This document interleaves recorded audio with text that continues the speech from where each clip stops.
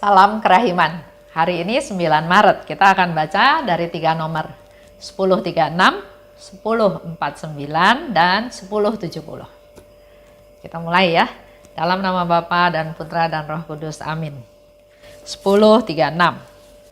Semakin hari aku semakin menyadari betapa setiap jiwa sangat membutuhkan kerahiman Allah sepanjang hidupnya, terutama pada saat ajalnya. Koronka ini meredakan murka Allah, sebagaimana Ia sendiri mengatakan kepadaku. 1049. Aku merasa bahagia luar biasa meskipun aku adalah yang terkecil dari semua orang, dan aku tidak mau menukar apapun yang telah diberikan Tuhan kepadaku. Aku tidak mau bertukar tempat bahkan dengan serafim dalam kaitan dengan pengetahuan batin mengenai Allah yang diberikan oleh Allah sendiri kepadaku.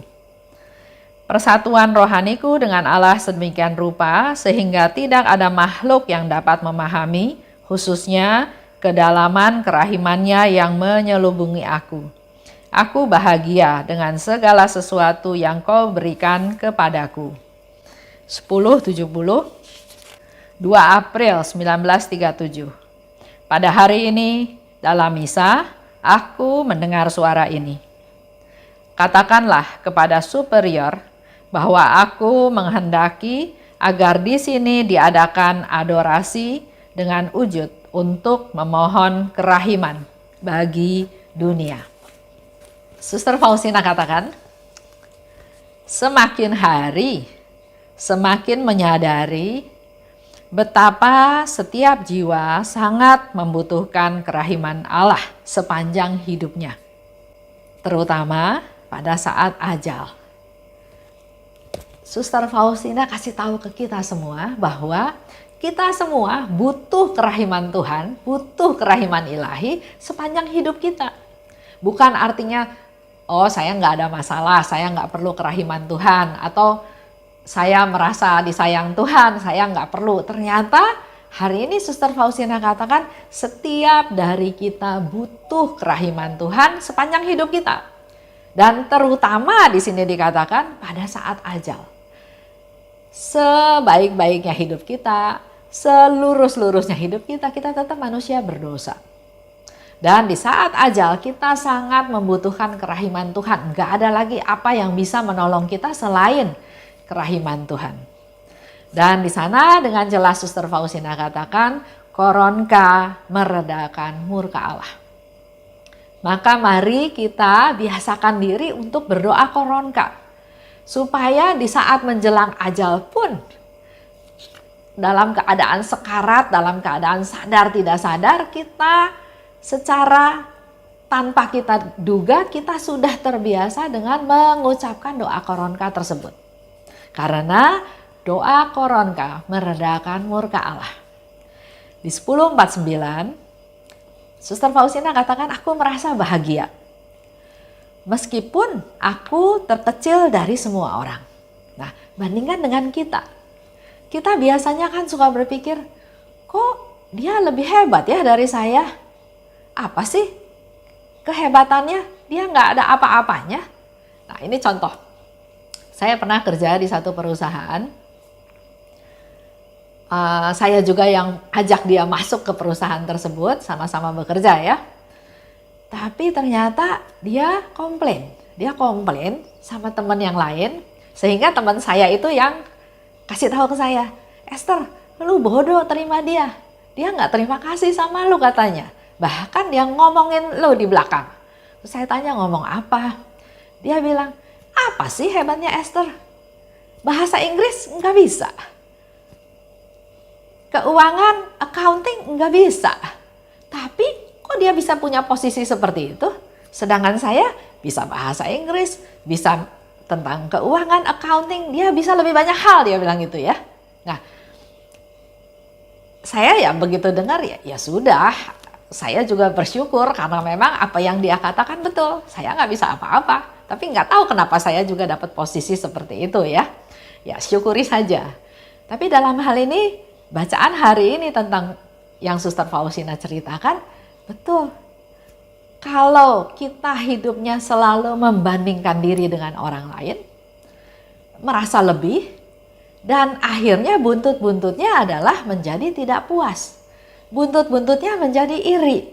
Buntut-buntutnya menjadi sesuatu yang jadi negatif karena dia berusaha melihat kejelekan orang supaya dia bisa memperoleh perbandingan dan dia bisa naik tingkat. Nah, hari ini Suster Faustina katakan dia merasa sangat bahagia dengan keadaannya dia. Karena dia bilang walaupun dia orang yang terkecil dari semua orang yang sederhana, sekolahnya juga sampai kelas 3 aja, tapi dia bahagia. Dan bahkan dia katakan dia nggak mau bertukar tempat dengan apapun, dengan siapapun, bahkan dengan serafim pun dia nggak mau tukar tempat. Aku bahagia dengan segala sesuatu yang Engkau berikan kepadaku. Ini boleh menjadi contoh buat kita semua, buat kita semua yang dalam posisi tidak bahagia. Mari belajar dari Suster Faustina, dia bisa bahagia karena apa yang Tuhan berikan. Kalau Tuhan berikan ya pendidikannya segitu-segitu aja, ya sudah dia juga terima kasih. Kemampuannya begitu, ya sudah Tuhan terima kasih. Bahkan dengan kemiskinannya pun dia bisa bersyukur, dia bisa berterima kasih. Bapak Ibu masih ingat ya cerita Suster Faustina di waktu kecil, dia sangat ingin pergi ke perayaan Ekaristi 1 minggu 1 kali. Tapi keluarga besar ini sangat miskin, nggak punya baju yang layak, dan buat mereka, buat orang Polandia, pergi ketemu Tuhan itu harus mempersiapkan diri dengan sebaik-baiknya, termasuk pakai baju yang layak.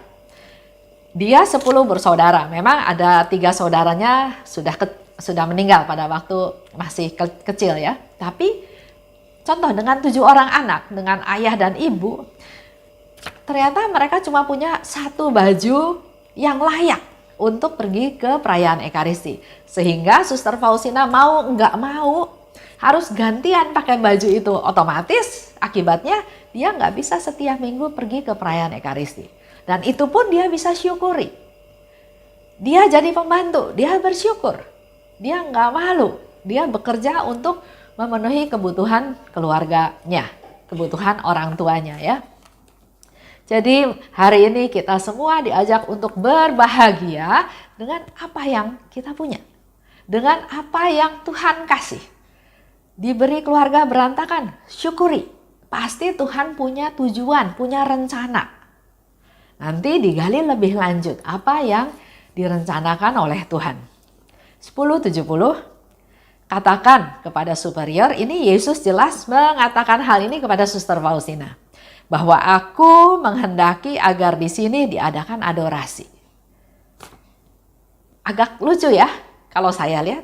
Kalau Yesus mau kan ini wewenangnya pimpinan biara. Mungkin wewenangnya pastor di paroki. Nggak bisa tiba-tiba kita bilang saya mau ada adorasi di gereja. Tapi dalam hal ini Yesus bilang sama Suster Faustina, aku mau ada adorasi, dan katakan pada superior. Apa yang menjadi bukti bahwa itu Yesus yang ngomong? Siapa? Suster Faustina yang berani usul kepada pimpinan biara untuk katakan bahwa Yesus minta ada adorasi. Apa buktinya? Apa dasarnya? Sama seperti kalau Bapak Ibu masih ingat cerita Diego, penampakan Bunda Maria di Guadalupe ya. Bunda Maria menampakkan diri pada si Diego ini, dan dia minta kepada Diego untuk ngomong ke Bapak Uskup untuk mendirikan gereja di situ. Ya siapa yang mau percaya, siapa yang mau yakin, itu yang diminta oleh Bunda Maria. Sehingga Bapak Uskup minta bukti. Dan dia datang lagi kepada Bunda Maria, dan Bunda Maria memberikan bukti, yaitu di padang pasir atau padang gurun seperti itu ada pohon-pohon mawar yang diberikan kepada Bapak Uskup sebagai bukti. Nah, dalam hal ini Suster Faustina mendapat perintah dari Yesus, tapi dia juga nggak tahu bagaimana menyampaikannya ya, karena dia bukan punya posisi untuk mengusulkan hal tersebut. Tapi Tuhan minta. Adorasi adalah suatu momen yang khusus, saat yang khusus di mana kita ada di hadapan Tuhan, di hadapan sakramen Maha Kudus. Memang kalau kita ke gereja ada tabernakel ya, ada Yesus di sana. Tapi adorasi itu adalah satu tempat sakramen Maha Kudus di mana Yesus bertahta, bukan ditempatkan. Adorasi ini penting karena Yesus minta. Yesus nggak mungkin minta yang nggak penting. Karena dalam adorasi terjadi pertemuan antara Yesus Tuhan dan kita, ciptaannya. Pertemuan secara pribadi. Kita bisa, kalau Bapak Ibu pergi ke ruang adorasi ya di gereja, di sana kita bisa hanya berdua dengan Tuhan. Mungkin ada 1-2 umat yang lain yang juga melakukan adorasi yang sama. Tapi itu bisa menikmati saat hening, saat berdua dengan Tuhan, saat kita bisa berkeluh kesah, bisa ngobrol, bisa berdoa, bisa banyak hal yang bisa kita lakukan secara pribadi dengan Tuhan. Dan kalau Tuhan minta adorasi, artinya Tuhan menyiapkan diri untuk bisa kita temui secara pribadi. Dia yang maha agung, maha kuasa, maha besar, mau mengurung dirinya ada di dalam hosti, di dalam sakramen Maha Kudus, hanya untuk bisa kita temui. Luar biasa ya Tuhan Yesus ya.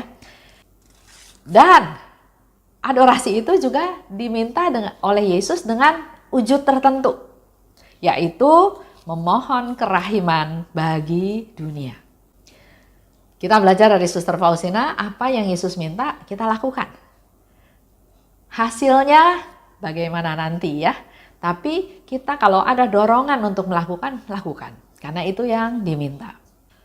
Memang adorasi biasanya ada di kapel. Tapi dengan masa pandemi sekarang ini, kapel tutup. Atau ruang adorasi tutup. Apa yang harus kita lakukan? Apakah kita tidak bisa melakukan adorasi? Tetap bisa. Disebut adorasi batin. Ya, dengan doa, Tuhan, aku bersembah sujud di hadapan-Mu, sebab aku yakin bahwa Engkau selalu di sampingku. Aku memang tidak menghadap Engkau di kapel. Namun, aku mempercayakan dunia ini kepadamu, supaya sesegera mungkin seluruh dunia mengenal kerahiman-Mu. Mengenal kerahiman-Mu yang tidak terbatas. Amin. Itu salah satu contoh doa yang dibuat oleh Bapak Stephen Leck di salah satu bukunya. Kita balik lagi ke teks ya. Kalau Yesus minta seperti itu artinya dia minta kita berdoa untuk dunia ini. Dunia dalam keadaan seperti sekarang ini banyak masalah ya. Bencana di mana-mana. Terutama pandemi. Udah jelas pandemi itu ada di seluruh dunia. Banyak yang meninggal, banyak yang sakit, sembuh, tapi kondisi badan dia jadi lemah. Yang meninggal bahkan nggak bisa dimakamkan dengan proper, dengan baik ya, karena begitu banyak yang meninggal. Di samping itu juga ada kebakaran hutan. Ada bencana alam yang lain, ada tanah longsor. Orang lagi tidur enak-enak tiba-tiba rumahnya hancur, kena longsor dan udah hilang seperti itu aja. Belum lagi ada kapal-kapal feri atau apa yang tenggelam, yang awaknya hilang juga. Belum lagi ada yang demo, bom bunuh diri, kudeta ya. Banyak sekali kejadian yang ada di dunia ini. Kalau kita memperkecil fokus kita di Indonesia, dengan ekonomi yang juga belum kembali, banyak orang yang menjadi, ada yang terpaksa berbuat tidak sesuai, melanggar hukum. Karena dia bilang dia mau makan, dia perlu makan. Tapi ada juga banyak orang yang memanfaatkan situasi-situasi ini untuk malah menipu. Saya baca ya, kena COVID. Keluarganya kena COVID kan dimakamkan. Nggak lama datang katanya orang-orang yang berkaitan dengan pemberantasan COVID tersebut supaya keluarga itu jangan ketularan COVID. Jadi dia datang seolah-olah mau nyemprot rumah tersebut supaya jangan ada virus-virus COVID. Taunya malah mau ngerampok katanya ya. Ada juga banyak hal yang terjadi. Nah, kalau kita melihat hal seperti itu, dengan keadaan seperti ini, bukannya dunia ini menjadi berbelas kasih, tapi malah kelihatannya hal-hal yang jahat itu makin menonjol, makin banyak. Nah, kita yang sudah tahu, mari kita berdoa terus untuk dunia ini, berdoa terus untuk semua manusia sampai ke ujung dunia, supaya mereka disembuhkan, supaya mereka menjadi juga berbelas kasih, supaya jangan berpikir hanya untuk kepentingan sendiri, saya mau makan, saya bunuh orang. Enggak bisa. Kita harus berdoa supaya orang-orang itu, karena setiap orang juga punya hati nurani dan harusnya dia juga bisa dengar suara Tuhan. Dia menyusahkan orang, pasti nggak berkenan sama Tuhan. Contoh Suster Faustina melakukan adorasi di kamarnya. Kita bisa lihat di diary nomor 927. Di sana dikatakan, aku mengunci pintu kamarku dan memulai suatu adorasi. Jadi nggak ada halangan untuk kita melakukan adorasi. Kita bisa baca ya tadi di 927. Atau di nomor 32. Yesus katakan beradorasi dalam persatuan dengan Bunda Maria. Jadi kita juga bisa melakukan adorasi bersama-sama dengan Bunda Maria. Mengajak Bunda Maria untuk menemani kita, untuk beradorasi, untuk berketemu Tuhan, untuk menyembah Tuhan, untuk memuliakan Tuhan, dan membuka diri hening mendengarkan suara Tuhan. Ingat pesan Tuhan hari ini, kita beradorasi dengan wujud untuk keselamatan seluruh dunia. Untuk jelasnya ya, memohon kerahiman bagi dunia. Memohon kerahiman buat kita, buat keluarga kita, buat lingkungan kita, dan bagi seluruh dunia. Itu aja, demi nama Bapa dan Putra dan Roh Kudus. Amin. Salam kerahiman.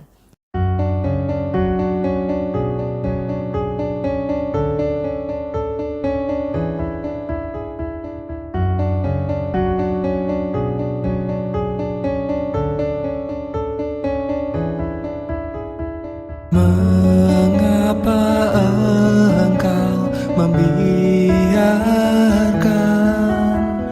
banyak dosa dan kejahatan? Mengapa engkau tidak menghukumnya? Ternyata engkau masih memberi kesempatan. Dia memperpanjang masa kerahiman. Celakalah mereka yang tak menyadari. Tulis dan wartakan kerahimannya. Mohon rahmat bagi mereka yang berdosa.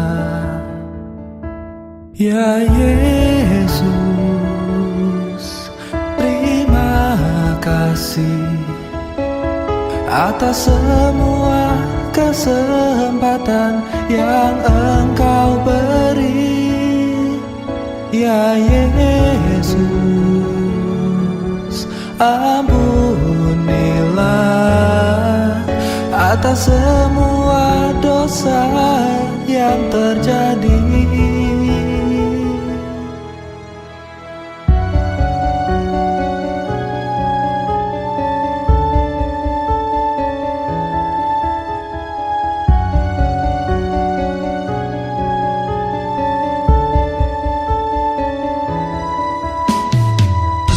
Mengapa engkau membiarkan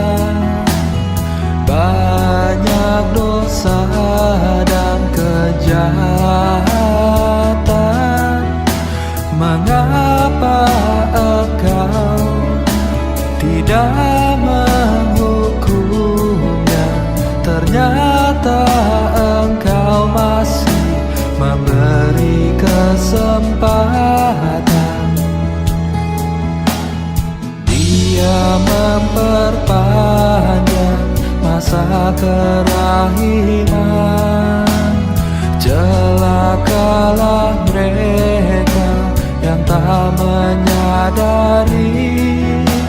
Tulis dan wartakan kerahimannya. Mohon rahmat bagi mereka yang berdosa. Ya Yesus, terima kasih atas semua kesempatan yang Engkau beri. Ya Yesus, ampunilah atas semua dosa yang terjadi.